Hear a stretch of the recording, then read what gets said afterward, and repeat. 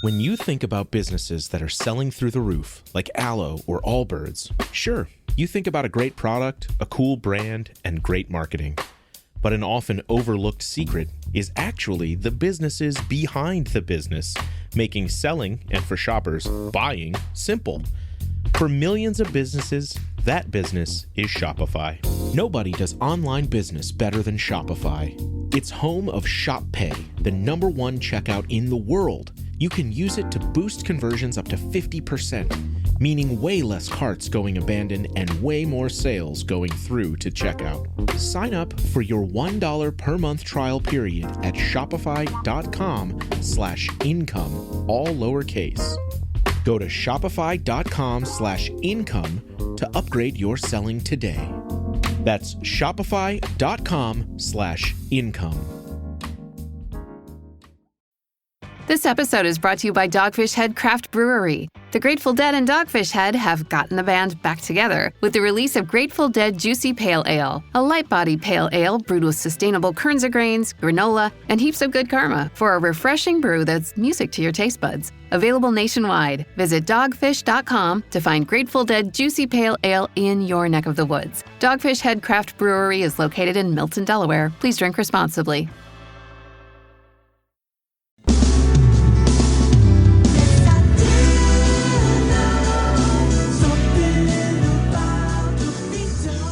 Hello and welcome to episode 224C of Something About the Beatles podcast. I am Robert Rodriguez, your host these last so many years, it seems. And it seems kind of sad, in a way, to be wrapping up the third hour of the Peter Jackson conversation, taped with Dan Rivkin just before the premiere of the Get Back documentary the week of Thanksgiving. It flew by, I have to say, and so many things more suggest themselves as things to talk about with him, having now seen it, at least, well, I don't know how many times, but you see it once all the way through, and then you just see certain segments over and over again. You rewatch it and pick up a million things each time. It's still something very tough to process because there's just so much going on. As a guest on an upcoming SAPI said, you could spend an hour on a 5-minute segment of the thing, just going to great detail, analyzing and discussing the import of what you're seeing there. It's that magical, but that's not surprising given it's the Beatles we're talking about. Anyway, so here we are at the final hour of the conversation, and I could have gone on forever. As Peter Jackson said in his initial outreach to me, I can talk Beatles for a week. I believe him, and I would love to have that opportunity again. But this was the last part, and we did go a little bit off the reservation in terms of other things we talked about in this last bit of conversation, just in terms of what other things his AI technology that he used to clean up this previously thought worthless audio to unlock what's in there. What else can it be applied to? I'm sure you as listeners of the show have plenty of suggestions for that.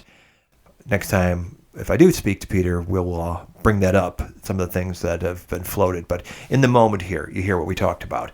Anyway, so we discuss in this last segment of our conversation the importance of the visual aspect to the storytelling, which seems an obvious sort of thing.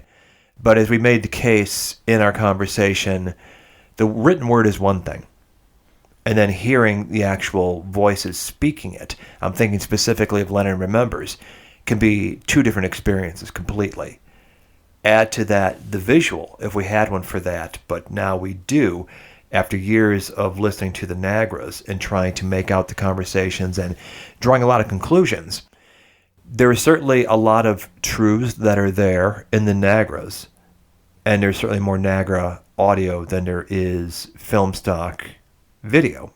But in any event, seeing what we've gotten accustomed to hearing all these years adds a whole other element to it, which may align with what we already believed, or it may take it a different direction.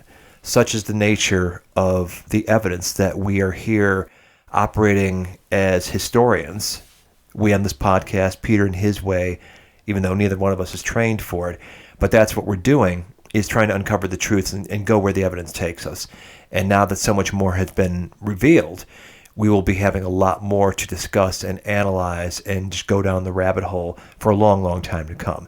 And as you might have heard him say in the previous installment, they restored everything, all 57 hours, and used what they used, but the rest will be there residing with the gatekeepers at Apple to future historians. So start taking your notes and start polishing up your request letter, because doubtless anybody aware of this fact is going to be pounding down their doors sometime soon. So I trust that a lot of you have seen the piece that ran in Forbes about this. I saw a bit of that getting shared around, and there was some other stuff floating around in You Discover Music and just other sort of cyber stories. I'm really, really gratified, not only for Peter coming to this show, but also the support you guys have given through the years, but as well as just getting the word out about this, and keep doing it and get the reviews out there too. There's a few clowns out there on Apple Podcasts that have trolled the show. Maybe you guys can offset that. But anywhere else that you see an opportunity to do reviews on Sappy, or else spread the word out. I believe deeply in what I'm doing and try to do it the best I can. And it seems like that has been appreciated and noticed by a lot of you listeners. But I think there are more people out in the world that would really appreciate what we're trying to do here on this show. So now that we've got the hottest Beatle interviewee on the planet at the moment as sort of a gateway for other people that might not have discovered the show at this point, maybe point them in this direction and set them down the rabbit hole of Sappy and see what they end up finding. Because that's, I think, the value of this show, and what we're trying to do here is just a great resource for learning and challenging assumptions, and just sort of trying to get a handle on the magic that was the Beatles story and their art, which we apparently never get tired of. I know I don't. And without sounding like I'm blowing too much smoke, I think what we're doing here is really important work. Anyway, thanks for sticking with us this far. And here we are for the last hour. The next show up on Sappy, which will be hopefully before the end of the year, maybe a two-parter, something light, get away from the heavy stuff for a while, as deep and engaging as it is. Every once in a while, it's nice to do something fun, or it doesn't take tons of research in advance to come up with something worthy of discussion. But anyway, that's how I'll close out the year. And then we'll get back to more Get Back come the new year, as well as the book by John Lyons, who is patiently waiting for his turn on Sappy. We had a discussion late this summer about his book, Beatles in Chicago, which is a terrific read. If you guys haven't read it yet, I do encourage you to check it out, and that'll be an upcoming show as well. We are on YouTube now. There's some video I've dropped. I will drop more of the Peter Jackson video along the way, as well as the Sappy Raw episodes, which are also in the pipeline at Spotify. Hopefully that'll get greenlit sometime soon. We're on Odyssey now as well. So just keep checking back. The accessibility is increasing with this show, and hopefully that'll make it easier for you guys to keep track of us. And do follow us on social media as well. Sappy Show on Twitter, Something About the Beatles 1964 on Instagram, and Something About the Beatles on Facebook. That's how you can get the daily content I put out there. News items or archival on this date sort of things. But anyway, just try to keep the information flowing. See you on the other side. That's the other thing with Let It Be that people don't really think about, is that Michael, unlike me, had to somehow sync his movie with the album, with Phil Spector's album. And so, I mean, that's the whole thing. It's like, Michael's got this song. We're going to have to get the three guys in after the band is broken up. We're going to have to get them, three of them, back in and record something quickly, because it's going to have to be on the album. People are going to see the film, buy the album, and I Mean Mine is sort of a catchy tune, and they're going to be upset when they buy the album and it's not on the album. So Michael was very much providing, and I won't say this because it's derogatory, but in some respects he's providing a tie-in movie to the album. I mean, they had to sort of somehow, and obviously he's got things in his movie that aren't on the album. The odd Abbey Road thing is there, isn't it? Maxwell Silver Hammer he's got at some point, isn't he? But nonetheless, that's constraining Michael. Just like they said you can't show George leaving, he couldn't drift off a tangent. I mean, he was sort of duty-bound to the songs that are on Phil Spector's final album. He had to sort of cover those songs in one way or another on his film. Because, I mean, Let It Be is described as a soundtrack album. You know, it's called a soundtrack album. And so Michael's movie was a bit constrained what he could and couldn't put in, had to sort of somehow, he had to be very much aware of what was in that album, which I don't have to do. Even though technically I've got an album that's just come out, well, not me, but there's an album come out a few weeks ago. I don't have to tie in. I mean, I've had no conversations with anybody about the film and what Giles has just done. I mean, Giles has been with us on the movie, but he's done his remastering, and I didn't have a single discussion with him or him with me about our film and his remastering. Have to speak to each other. They're just completely independent, as was the book, which I think is a good, healthy thing. Because you have the Nagras, you have the transcripts or whatever, and like John Harris, he did the editing down for his book. I took the same material, but the full audio, which he had the transcripts of it, I had the audio, and I did an edit down in a completely different way. I didn't pay any attention to what he was doing. He didn't pay attention to me. So you've got two different people who are both doing a version of the same thing. But I think that's great. I think it's great because the more that people can have that, the better of a greater sense of the whole Get Back thing you have. I see that people talk about his book being a tie-in book to the movie. It's not. He had no idea what I was putting in the film, and I had no idea what he was putting in his book. And nor did Apple ask or try to make it. It was like we're just two people doing, I mean, he's making decisions based on the fact he's got photographs and print, and I'm making decisions based on the fact I've got audio and moving pictures. We're basing our stuff on two different sort of things, really. It's, but we're sort of telling the same story in two different, I mean, he'll have some of the stuff that you hear in our movie will be in his book, and some of the stuff that's in his book won't be in the film. And, it's just the way it is. Which I think is actually fine. It's good. Yeah, it's interesting that it wasn't coordinated. It was all independent paths. No coordination at all. No coordination at all, which I think is a healthy thing. Because Giles has been able to work on the very best remastering of the album, of the songs, and I've been able to work on the very best film that I could make. And John Harris worked on the very best book he could make. And none of us had to sort of compromise because of something that the other one was doing, which I think is a far better approach. So it was that a deliberate decision in advance, or did that just kind of work out that way? I have no idea. I mean, I don't know. I never even discussed it. I mean, as I say, there was never a conversation about the book or the film with me or the remastering with me. So I don't know whose idea. I mean, nobody ever said anything to me. I just did my thing. I'm sure John Harris did the same thing, and Giles did the same thing. I mean, it's like, I don't know if there was a conscious decision or they just left us to it. There's a number of moments that come up on the Nagras where, for the sake of people that weren't there were conversations recapping something that happened the night before. Most specifically, the meeting held the weekend after George walked out, and there's a conversation with Ringo talking about, well, this is what happened, it didn't go well, blah, blah, blah, blah. Is that stuff that you were able to cover in the film and maybe shed some light on some of the things that have stayed mysterious to this day? Well, there's two meetings at Ringo's house. One is the first one that doesn't go very well, and and then there's another one that sort of does patch things up. We have obviously, as you know, there's no audio and there's no film. There's no, as far as I'm aware, there's no photographs or anything from those meetings. All we did is we got a photograph of Ringo's house in the garden with the lawn and the house, and we just had that, and we put some text up there saying the Beatles meet at Ringo's house, da-da-da. But we don't go into detail. In the first meeting, we don't have to go into detail because, fortunately, on day 8, on the Monday, they come in and they interrogate Ringo about how did the meeting go. Oh, well, it was started off all right, and then it all turned to custard sort of thing. And they talk about, Yoko spoke for John a lot of the time, and then George went and left off. So fortunately, the account of the meeting is sort of contained a little bit in that. And so we sort of have the photograph of Ringo's house at Sunday. There's a meeting.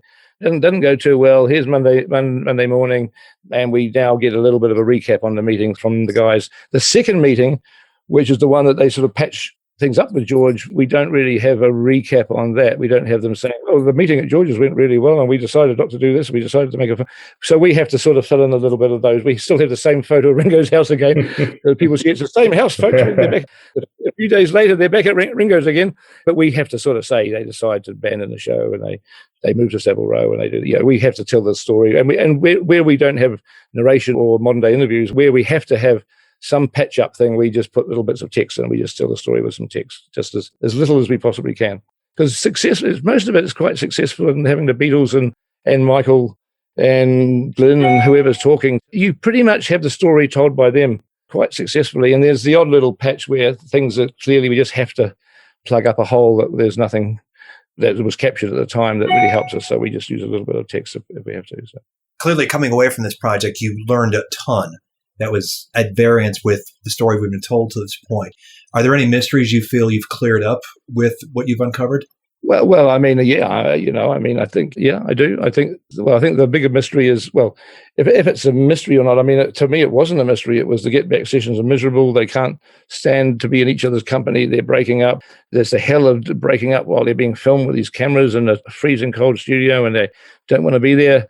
It's not a mystery. That was fact. For 40 years, that's been fact. And so now we've, and the thing is that I think a lot of people have taken my comments and said, oh, I'm going to do the sanitized version of this. But I mean, the truth of it is that I'm talking about more the overall tone and mood. I mean, sure, they go into Twickenham, they have a plan. It derails completely. George leaves. A lot of crap goes down. But nonetheless, the essence of it, they're still friends. They're still trying to deal with it. They work it out. And you really get a sense by the time it's all over and they're stepping out on the roof that their friendship, it is literally their love for each other, their friendship that has got them to the rooftop through all this stuff you've seen unfold, which is just basically plans derailing and having to be rethought, and then derailing again a bit. Primrose Hill derails and have to be rethought. They get through it because they're mates. So they certainly don't have anybody to help them, as we talked about. They don't have a production team behind them to make it all work. They just get through it themselves because they end up with their friendships and their sort of sheer kind of determination to do. So, and John sort of takes control of it a bit in Savile Row too, which I like to see. People think it's Paul's thing and John checks out. And moments of him checking out at Twickenham, but only very, very briefly. But at Savile Row, he slowly takes control of it. I don't know if you pick up that sense of the Nagras, but in the movie, you really get a sense by the time they're 2 or 3 days into Savile Row, John is the leader of the band again, which is really nice. And he's not changing the idea. He's not saying, look, let's forget what Paul says. This is what we're going to do. He's actually now trying to make Paul's idea happen. And he's sort of, instead of just letting Paul dangle in the wind, he's sort of coming to help, assume his role as his self-proclaimed role as the leader of the Beatles. He's coming now to help get Paul's idea done. I mean, and that's you really get that feeling in the film. I don't know how strong it is just on the Nagras, but looking at the pictures, it's very, very strong, very strong. We definitely get by the end of the sessions, by the rooftop for sure, that they all seem very loving with each other. You see that vibe, a lot of smiles exchanged, a lot of glances during the performance and all that. And you definitely see a big difference in John's tone once they come to Savile Row and once George is back in the fold. In a big contrast with the January 7th discussion, which is very dramatic. The divorce word comes up and Paul's like, I don't know why I'm doing this. Day 4 in my language, I think that's day 4. Yeah. I know what you mean. Yeah. 2, 3, 6, 7. Yeah. Is there much footage of that seen in your cut? Well, there's a lot of footage of it, and there's more footage than what we use. But we've got a fairly long sequence, probably 10 or 12 minutes long, of just them sitting in this group. We've got all the divorce stuff. We've got all that in there. Well, we should have a divorce. It's never been the same since Mr. Epstein died. On our own at the holiday camp. All those rather shocking lines they're all in this. And it's the very day that Get Back gets conceived. During that jam. That's fantastic. People that have watched the film, like my partner friends, that's their favourite scene. A lot of people have said it's like it's the most amazing thing I've ever seen in my life is that Paul McCartney just plucks Get Back out of thin air. And when in the movie, he even to the point that I sent the clip to Paul, and because I looked at it, I said, has this guy worked on it at home? Has he come with a sort of a half-baked idea, even a half-baked idea? Or did it just come out of nowhere? And so I got the whole clip, which is, it's sort of about 7 or 8 minutes or 9 minutes long, from nothing to sort of Get Back kind of being played. And half the words were there. And I sent it to him and I said, look, just tell me what. And he looked at it and he said, no, that's me making it up in the spot. That's me starting from scratch, from nothing, because he could see it in itself. And he gets in the zone when he plays his bass as if it's a guitar. And he's searching for the chords. He's searching for the song. And bit by bit, the song just sort of falls into place. It is the only time in the film, I think, well, there's sort of things like Dig It and stuff, if you count those, but there's the only real time that a song is born on camera from absolutely nothing. Unlike Dig It, which is sort of, you could say, is the same thing happens, but unlike Dig It, this happens to end up being a number one hit for the Beatles, which is maybe not quite in the Dig It. Dig It's not quite in that category, really, but yeah. Wow, that's amazing. When you see the whole of the project, what's caught on the Nagras, which we've had access to, certainly not the footage, but you get the sense of a very natural narrative arc that's there. You start at one point, it suddenly falls to pieces. All the beats are there for a very satisfying story, seizing the victory from the jaws of defeat at the end, this triumphant rooftop performance followed by the tracking of those great songs in the studio. It's a wonder that they didn't realize what they had in their hands in 1969. You mean in terms of editing the footage? You mean... Well, in terms of putting that story out there, that they could have sold this fantastic story in 1969 that exceeded what they originally set out to do. I mean, Michael had an 80-minute film.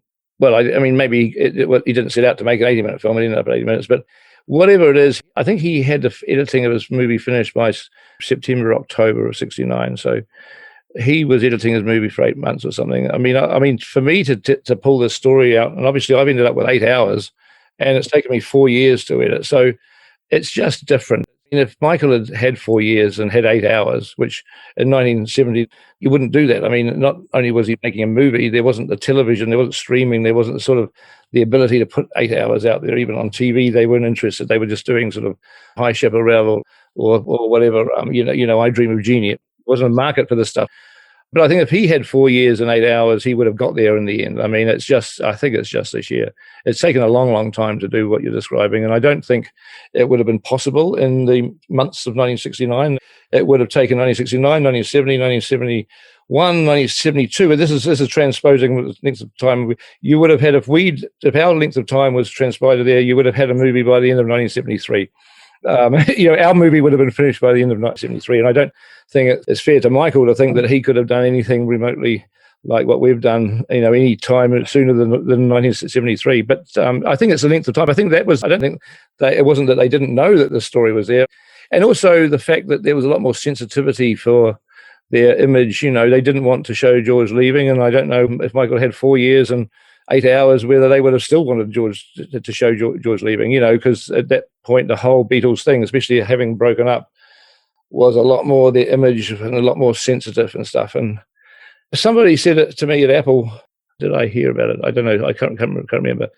Somebody said that there was a meeting. This is actually, Yoko might deserve a huge amount of credit.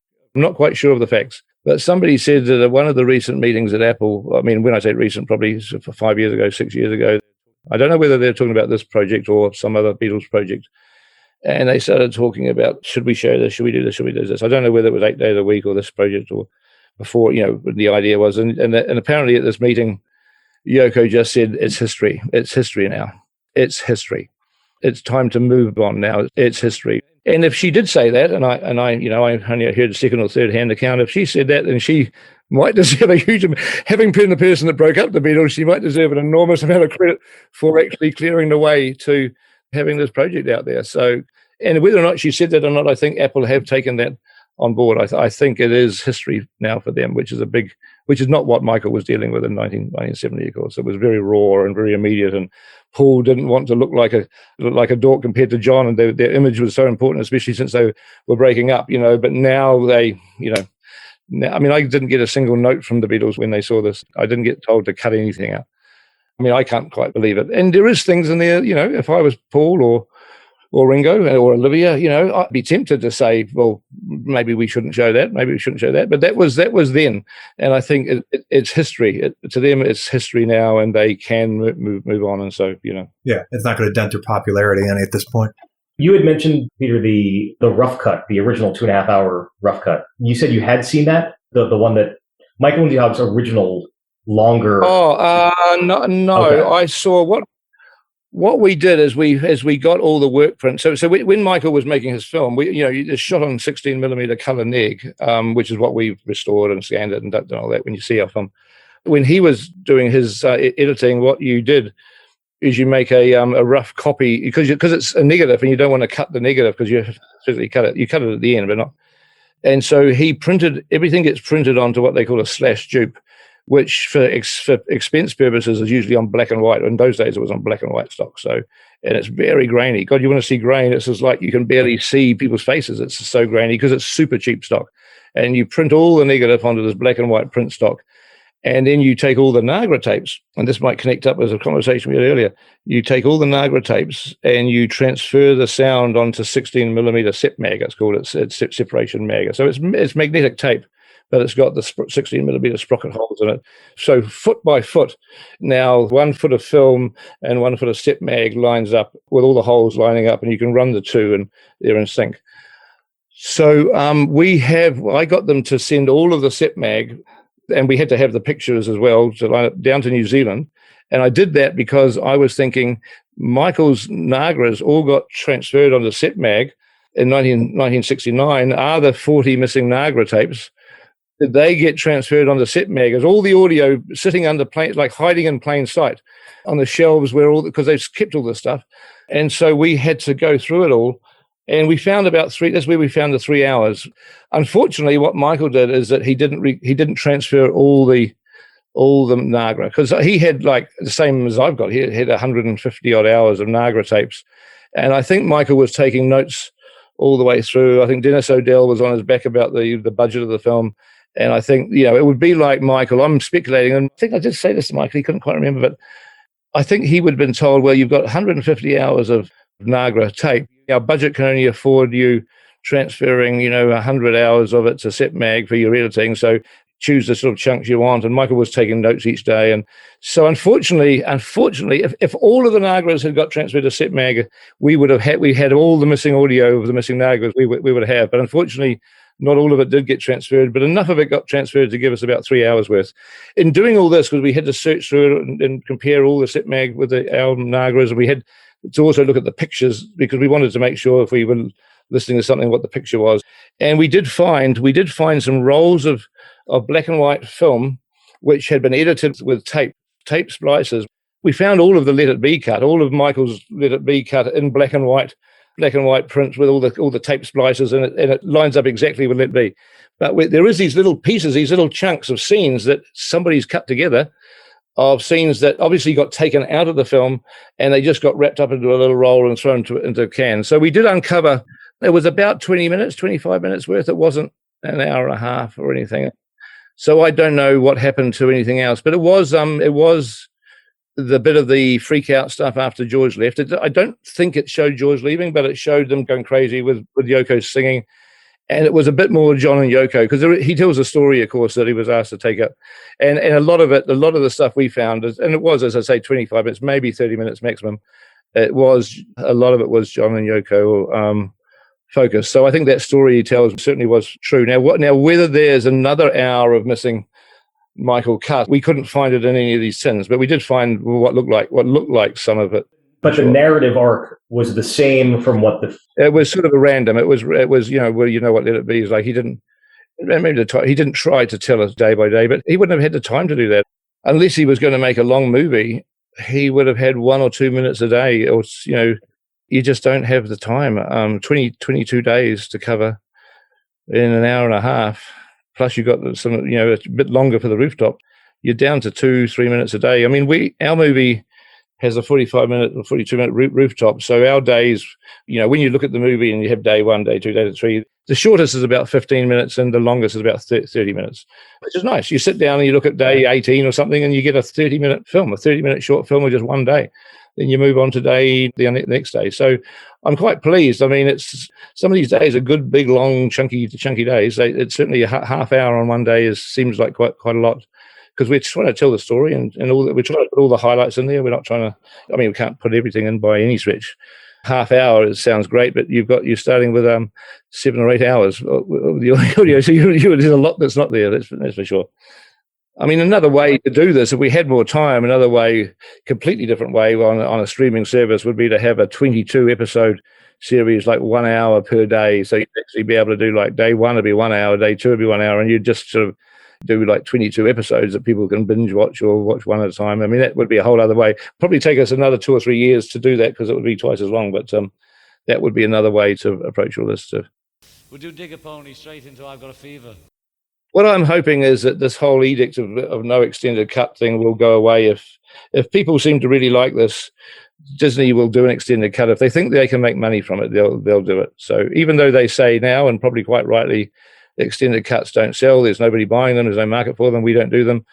If they get a sense, if they just get a sniff because of the reaction that they could sell a lot of extended cut Blu-rays, that would cost, and then whatever it would cost for us to do it, which, it wouldn't necessarily be hugely expensive since we've done all the groundwork has been done, all the organization, all the restoration has all been done. So much of that's been done. So it wouldn't be hugely expensive to do it. If they felt that for the cost of doing that, they could earn 10 times as much from the Blu-ray sales, then I think an extended cut would come back on the table. I think we just at the moment just have to let this happen, and it'll be a Disney decision if they feel there's a demand for it. And it will literally come down to a demand. So everybody listening to this, do your bit and demand it. Right. Amen. One of the mysteries that still seems kind of ongoing about the George walkout, I think it's fairly settled now that whatever the specific trigger was, it involved John and or Yoko, but not Paul on the day that he left. But it was reported in the press at the time that it got physical. And George Martin himself had said something like, yeah, there was a fight, but they covered it up. That worried me. I didn't like that. And so there's two stories behind that. And this is sort of back before I'd seen all the rushes. It was early on. I was on the project, but I hadn't looked at everything. Or I hadn't looked at much, maybe it was on the first trip. Anyway, we went to visit with Olivia. And one of the questions I said to her, having heard exactly what you just described, I said to her, can you just tell me, did George ever mention a fight when he left? And obviously Olivia wasn't there then. But I said, did George ever afterwards mention a fist fight with John, physical fight with John? Did he ever say that happened when he left? Now, Olivia didn't know because she didn't, but she said George never mentioned anything. She said to me, the only thing he ever said was that there was some altercation in Hamburg and food got thrown, a plate of food got thrown. And apparently it must have been George that threw it. Rather than being the receiver of the plate of food, he must have been the thrower, presumably at John. But Olivia said that George had always worried George because he was a peaceful kind of soul. And yet it always concerned him that he felt angry enough to hurl this food at John at the dinner in Hamburg. And he sort of concerned him that he found this aggressive side of himself suddenly exploded out. So she said, apart from the Hamburg thing, I never heard anything about this. So that didn't really answer the question particularly, but other than the fact that she said, she didn't say, yes, there was a fight, so I didn't like the idea of John and George fighting, I must admit. I did. So anyway, I look at the footage, and you've probably heard and seen the boot stuff anyway, that unless this is some of the stuff that came off the set mag, because a bit of the stuff at the beginning of the Savile Row stuff came off the set mag, the missing stuff. So I don't know what is on the... I've lost track at the moment what's on the AB Nagri things and what's on the set mag, but the Michael Houseco writer from the Daily whatever, or Telegraph, one of those British tabloids, has written a story on the first film day at Savile Row, the Tuesday. A story's come out in the paper that basically says apparently at a recent Beatles rehearsal film show there was a physical fight between Beatle John and Beatle George or something. And so anyway, you've got this footage and audio, great film, 2 cameras rolling, where George and John are reading this on the first day that we see at Savile Row, and they are furiously angry. And George says, this is lies, this never happened. And John said it didn't. And they get Derek down, they call Derek Taylor down and say, we got to sue this guy. And Derek says, it didn't happen, eh? And he said, no. And then John says, the only time it's ever got to blows was at a Hamburg with some plate of food at Hamburg. That's the only time that we've ever he was saying exactly what Olivia said. And so Derek said, so none of this happened. No, it's complete crap. They want to sue this guy. So the 2 men who were involved, who are no longer with us, who can't speak to it, there's contemporary footage only 2 or 3 days after the supposed event of them furiously angry that this reporter even suggesting that they fought. Not because, gosh, we really fought and we've been caught out in the press. It's not because this never happened, and they are, and they are so furious that there's even an allusion to the fact that they had a fist fight. And they want to sue this guy, and Derek just calms them down and says, well, it's probably not really suable. Let's forget about it and move on. So so that's one mystery. I was so happy just because the idea of them fighting was sort of, as a fan, it's upsetting that the 2 men who are no longer with us get their chance, their day there to say loud and clear, this is complete bullshit. Never happened. And that way I was very pleased to find that. Very, very pleased. How much of that's on the Nagras? I mean, because if it's on the Nagras, everybody should know about it. But it's but anyway, it's certainly there on film, and we've got the sound for it also. So I wonder what George Martin's source was, because I don't think he would have been there necessarily to witness George this. Martin's not there when George Harrison leaves. I can tell you that he's not there. I mean, you can pretty much follow George Martin's comings and goings at Twickenham, where he's not there much. He's there most days, but pops in for an hour or 2 hours because he's keeping an eye on what the songs are, because in some point in the future he's going to record these for a live album. So I think he's just he doesn't want to be there sitting there while they're rehearsing, but he pops in to have a listen to what they're doing. But he's not there when George leaves. So he Well, he's coming in when George didn't leaves. George That's Harrison what hit his car? So he did not witness that. He didn't witness that for sure. No. But we do know Giles was conceived around that time. Yeah, well, I don't know what the connection is there. My imagination, time on his hands. my imagination, George Martin driving into Twickenham and Giles being conceived. I was suddenly putting images in my head that I don't really want to have in there. But anyway. Okay. I was going to ask you, when you did the sneak peek, and it's about 5 minutes long, 5 or 6 minutes long, one of the things that struck me was that there was less than a minute of Twickenham and the rest was all Apple. Was there any particular design to that? What the sneak peek was it was the end of a miserable year of COVID. Everyone was depressed in the world. Put the TV on and you're reading about thousands of people dying every day. And we'd also delayed the thing, it was supposed to come out in September or whatever, and it's going to delay a year. So, and Jabez and I, it was just our idea. Nobody asked us to do it. Jabez and I thought, wouldn't it be nice if for Christmas we give everyone a little Beatle treat? The Beatles are renowned for cheering people up. And so we weren't attempting to give any sense of what this thing was. We didn't care whether it was Twickenham, Savile Row, what it was. I mean, we didn't even think about it. We just took funny, goofy monkeys style gags, or Marx Brothers style gags, and we just threw them in, and it was as a Christmas cheer, little Christmas cheer thing for people. So we just made it a funny reel. It was like when you have a movie and you finish the movie, you have a wrap party, you have a blooper reel, you screen the crew a blooper reel when everyone's making mistakes and all that. We sort of threw this thing together, and with the only, not to in any way give a sense of what this movie was. It was just, I think I said on camera, it gives you a feel for what the humor of it was, because I'd been saying in print, it's a lot funnier, it's a lot better than what the Let It Be, what the thing was. And so I'm just saying, well, look, this is some sort of evidence that there is actually some funny stuff in it, but it's not.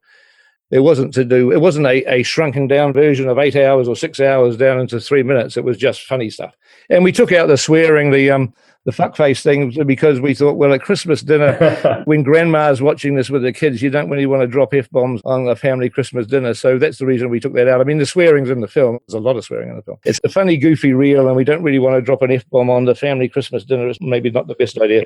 And so we did that for that, because it was a particular audience, and the movie is the movie. Disney had to be persuaded to put the swearing in. I have to say, well, it wasn't a natural thing for Disney to agree to. But I got a couple of Liverpool guys to back me up on it, which was good. It brought a lot of tears, that's for sure. I remember very well the response, everybody that day or the next day that had seen it, and it was just, everybody was just so completely wowed and emotional. Yeah, there was a buzz.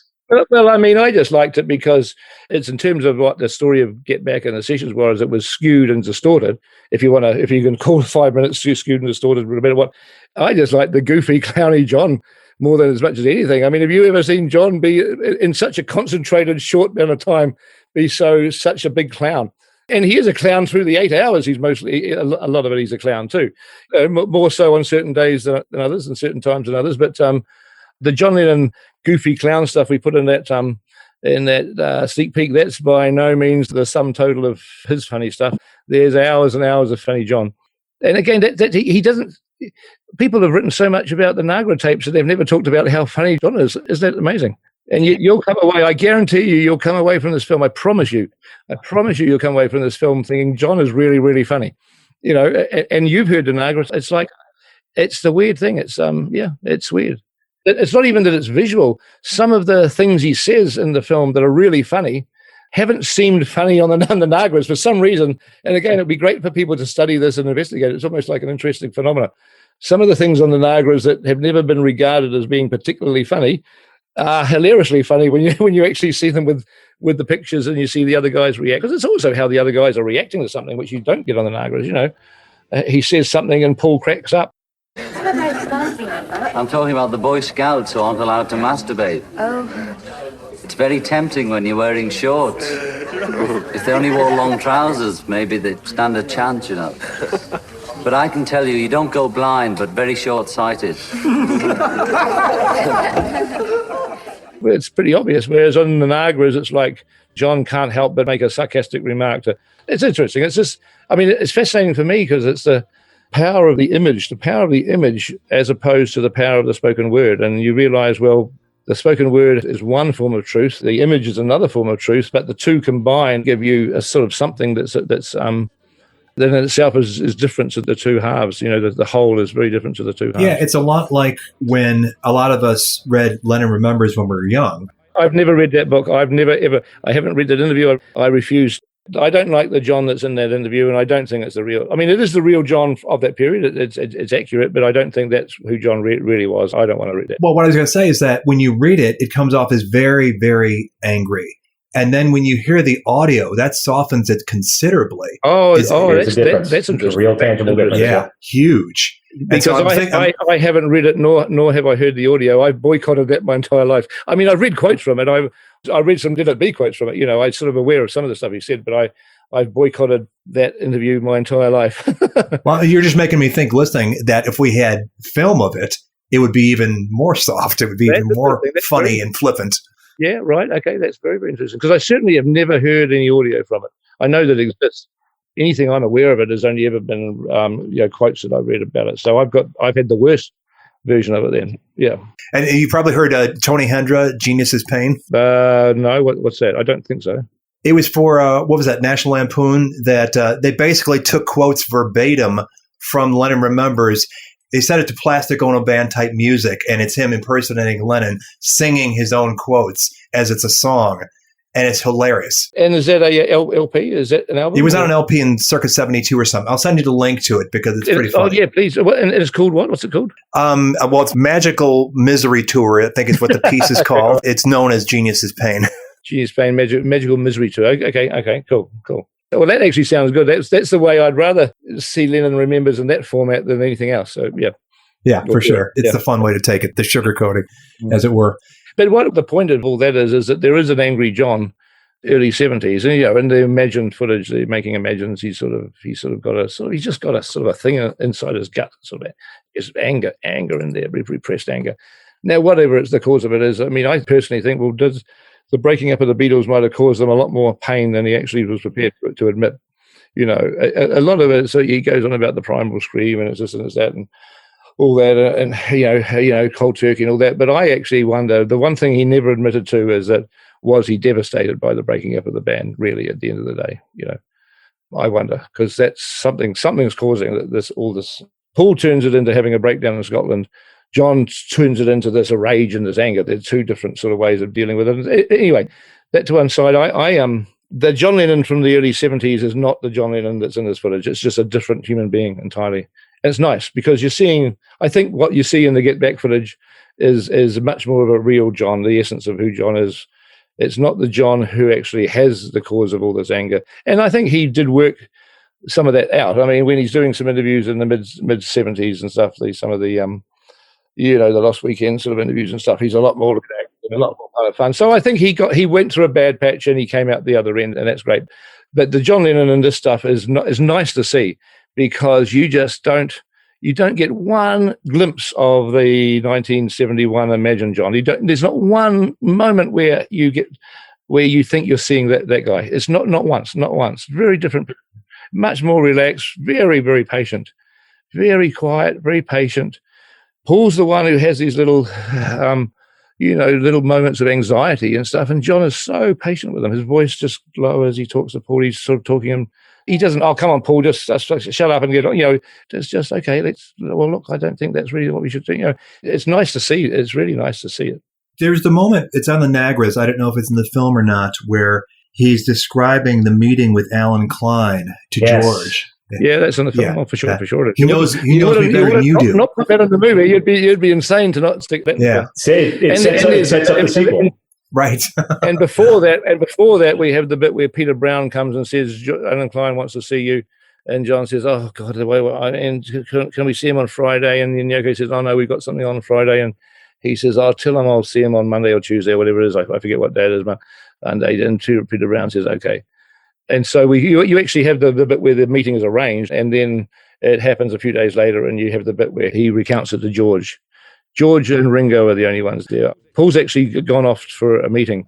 And so Paul says, I've got to go to this meeting, and then they do some rehearsing without Paul. And then the Alan Klein thing happens. Whether or not it's deliberately wanting to talk to George and Ringo without Paul in the room, you sort of get a little bit of that sense. But he says, well, I didn't really want to talk about it without all of us being here, but however, I'm going to talk about it without us all being here. So you wonder if he has been waiting for Paul to leave before he wants to raise it with these guys, or maybe not. Maybe that's an unfair, and maybe it is just something that gets discussed. Because the other thing you see is the very next night afterwards, at the end of the day, Alan Klein shows up. You don't see Alan Klein, he's not on camera, but somebody comes in and says, Alan Klein's here, and they wrap up their instruments, put them away, and all of them leave the room to go upstairs to meet with Klein.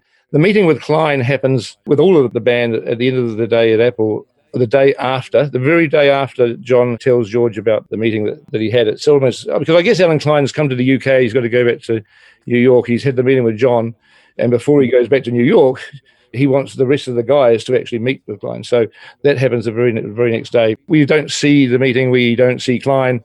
We just hear he's arrived. I mean, he's 20 feet away or whatever, and they all pack up. And it's at the end of the day, it's 6 or 7 o'clock or something at the end of the day, and they all pack up to go upstairs. And then the next day, you have Glyn Johns talking to John about the meeting a little bit. So you sort of have this little kind of story that you follow through there. Yeah, it's not just that one moment. It's a little narrative that. You also have Glyn Johns saying at one point, he never comes out and says that Alan Klein's a bad person, but he says he's weird. He's a weird guy. Yeah, and I think the bit we've got, he says a couple of things about him, and we put one of them in the film, not because of any issues other than the fact they're both versions of the same thing, but we just picked one of them. I think we picked the one where he says, he kind of, if he doesn't like what you're saying, he'll just change the subject in the middle of the middle of what you're saying. He'll change the subject and go for another thing. He says, "I find that pretty weird." It's interesting. There's an exchange with John and Glyn Johns. He's not going to be around to finish up work when he wants to, and John says, "Don't worry, there's going to be more work." And then he sort of says, "I'm glad you stuck with us. This was kind of a rough time for us." I mean, if you want to work this weekend. If you fancy to work this weekend, I'm sure you don't, but I mean, if you do, I'll stay and work. Well, we'll see. Yeah, it's down to you. I can't see us lasting out on a straight session. Yeah. So even if we did half of it and laid off for a bit, took a couple of weeks off or something. Yeah. 4 or 5 days. How long would you be there, say? 6 weeks, you see. Well, it'll be 5 weeks. But so we'll say you do half the album. Well, I mean, I can't see us doing the whole 14. No. Unless a miracle happens by Saturday. Oh, that really would be a chip for me then. Yeah, no, but I mean, there's plenty more, Yeah. There's plenty more. Yeah. I know. And you've come in on the most difficult album ever, sort of people-wise, between us. And you've got through all that with us. It hasn't been easy, this skin. No, right.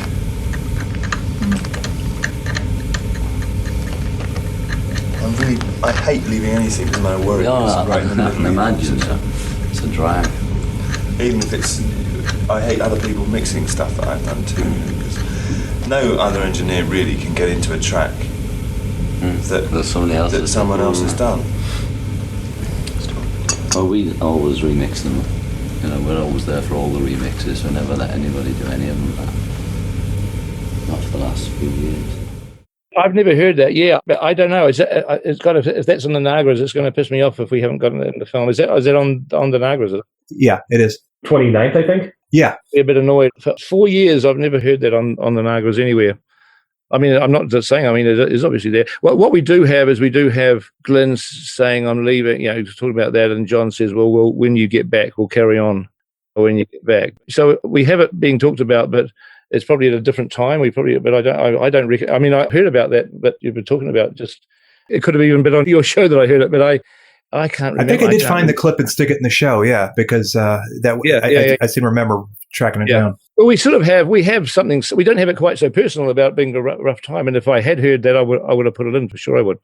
But we have him sort of talking to Glyn about carrying on when Glyn gets back. But we don't have. I don't think it's the same conversation that you've described. I think it's a different conversation. I'm not sure. The bit that we have is on day. The conversation we have is on day. It's the roof. It's the day they go up on the roof. It's day 16. It's the day that we have our little version of the conversation I'm talking about. It's on day 16. It's a Saturday. I know the day that album comes from it. Maybe it was on a different day, or it was on the same day and I didn't hear it. So we had a thing where the first time we went through the rushes, we were really focusing on the sound that had picture with it. We had so much. We had 150 hours of sound. We had this picture that cameras turn on and off, on and off. So we sort of focused on what do we have picture for, and we did that. And then we've gone back into the audio.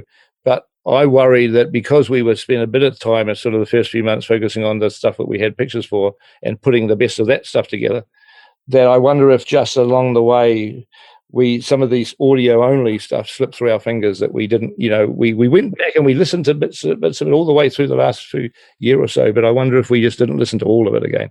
That might have been what happened, which would be a problem, which would be a worry.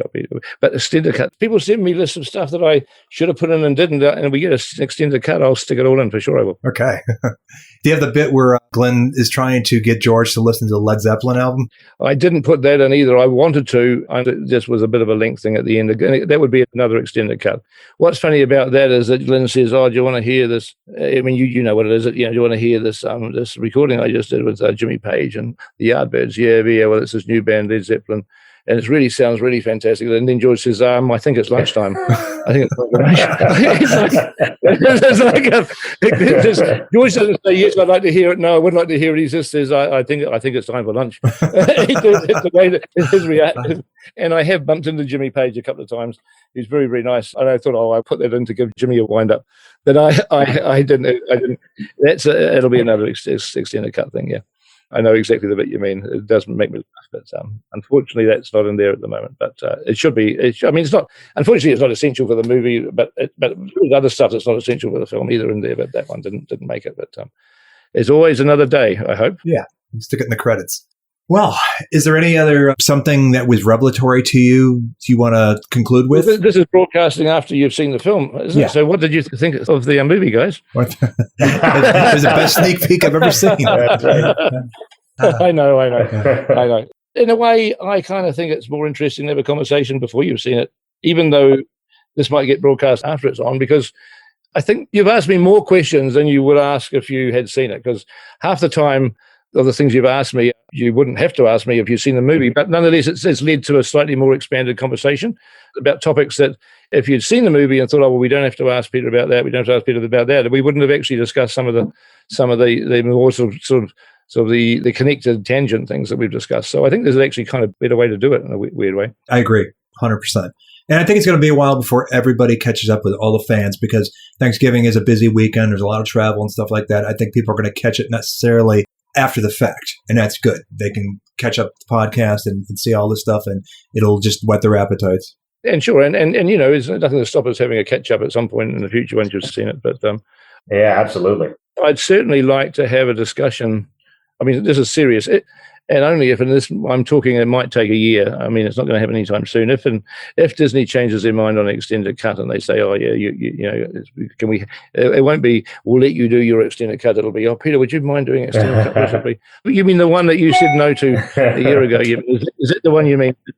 Yeah. I mean, if it happens, touch wood, it will. I mean, I'd love to have we can do it on a podcast. I'd love to have a chat about, okay, you've seen it now. You know the bits that didn't make it into the film.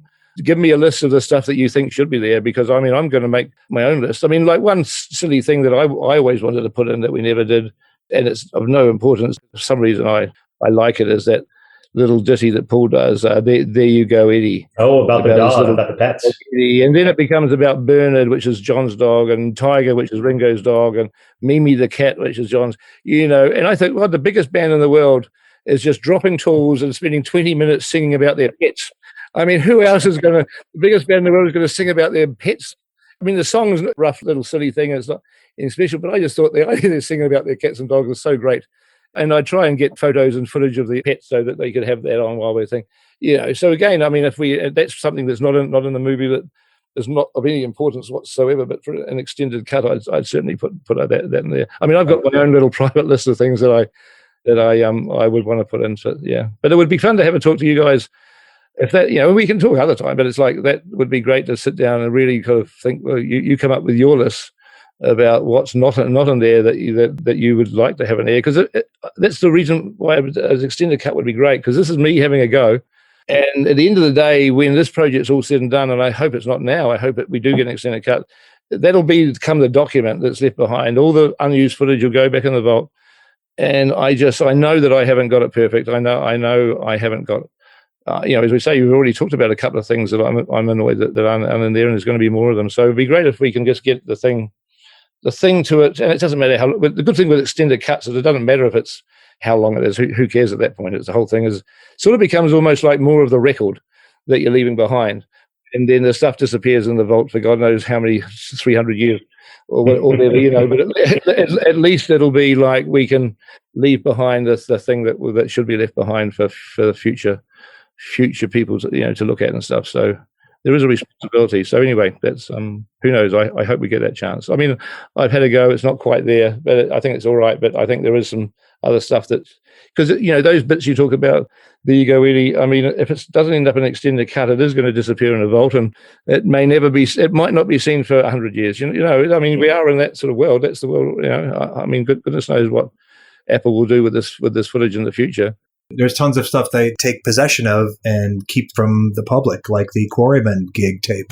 The day John and Paul were introduced to each other, that exists. I've heard a rough recording of that. Yeah, there's been like 30 seconds of it that were made public, but they have the entire set on tape somewhere that, didn't make it through an anthology. I didn't know that. I'm friends with certain people at Apple. It's good to hear. No. I mean, what I should say is that one of the things I want to do, and this is I have mentioned this to Apple, as I'm muttering to them, is I've got, as most people have, I've got a lot of bootlegs of the Star Club tapes, and I think do Apple have the actual original Master Star Club tapes? Did they buy those? I think they ended up with a lawsuit, right? A lawsuit in like 77 or 78 or something. Yeah, they took it off the market once George testified at that, and right, because I've been wondering, and I did mention this, I think, to Jonathan Clyde at one stage, although it wasn't a definitive conversation, it was just like, hey, Jonathan, I'm going to hit you up at some point when all this is finished, because I'd love to, and this is like I do this for free, it's not a job. I'd love to take the Star Club tapes, best quality, and use our machine alert to basically to split them apart, but also, and I've spoken to our sound guys that done it, I said, could you get rid of, as well as splitting audio with them, is there any way that this machine learning, which I don't really understand at AI, could take a sort of an echoey amateur recording in a club and actually make it sound like it's a studio? Could you somehow get the computer to transform the quality of the sound from that amateur sort of, what I mean, the echo, room sound, make it the room sound, and make it sound like it's recorded in Abbey Road or something? And then the guys I'm talking to said, yeah, it would take a little bit of doing, but they think in theory it is possible. So I'm actually kind of really, just because I'm curious, to see what you could do with the Star Club tapes for starters. And now, if they turned out quite well, then those Quarrymen tapes would be an obvious one to look at. It's there's a Cavern set that was recorded, went up for auction, that exists too. Has that got the one after 909 in it? Is that the Cavern? Was there a Cavern recording? There's a rehearsal tape from October '62 that's got one after 909, Cat's Walk. I saw her standing there with harmonica on it, but there's an actual performance set tape, I think July of '62 with Pete Best, that exists, that was auctioned and bought. Right, so it's not the Some Other Guy because it's got Ringo on it. Yeah, right. Correct. Okay. Yeah. So it's an earlier Kevin recording. Yes. Mm-hmm. And who's got that? I think Apple or McCartney, one of the two, bought it. I read about this stuff every once in a while, that the stuff just gets bought and never is anything done with it. But yes, as you point out, you have the technology to make something out of this stuff. I was thinking about talking to Paul about, in spite of all the danger, and that'll be the day, hesitate of just, in a way, what would I be better off doing? Cover your ears, Paul, if you listen to this. What I'd be better doing is just taking the best version I could off the CD or something, and doing something with it. And if it sounds like it's worthwhile and we're getting it the CD quality, right, I could then take it to Paul and get a much more better digitized copy of because I did talk to our guys about In Spite of All the Danger, and they said, well, the one that's on the anthology disc has already had a lot of processing done to it, as best that they could in 1994 or whatever. They the hell out of it, and they said, well, we'd get better results with it with our gear if we got back to the original unprocessed version. So that would obviously be Paul would be controlling that. But maybe we start with the CD version just to see if we can, just to sort of do the basic demo of the splitting and get Paul interested, and then we can try to get that. Because it'd be nice. In a weird way, I'm not really so much interested about where they end up. It's Paul owns it and do what they want. But if we can get it nice and clean, it's more likely that Paul will do something with it. It can be turned into something. If he goes, oh, wow, then he'll be excited about something with it, so, yeah. Star Club would just be amazing to bring that up to speed because the performances and the energy. Mm-hmm. Yeah, it's good. It's good. I know it's actually good, but you get so distracted by the echoey sort of, you just get distracted by it, The sound of a great party going on next door. Yeah. I said to our guys that I want to try that, and it'll be just something we do for fun, just in between times. Because I'm curious, and partly I'm curious. I mean, I don't know enough about the machine learning. I know what it can what it can do at the moment with the Get Back tapes. I don't know quite what it could do with the Star Club tapes, but that's the whole point. I'm curious as to finding out just what we could do with the Star Club tapes. Probably something better than the amateur stuff that's been going on constantly. And somebody did one a few months ago that there's software that you can do that sort of demixing that amateurs have access to. But I'm sure what you've got has got to be a million times higher level. I think it probably is, yeah. Yeah, I suspect it probably is. Well, thank you, Peter Jackson, so much for your time and this wonderful conversation. Yes. You're very welcome. Thank you. It's fun. Something About the Beatles. Created and hosted by Robert Rodriguez. Executive producer Rick Way. Title song by the Corgis.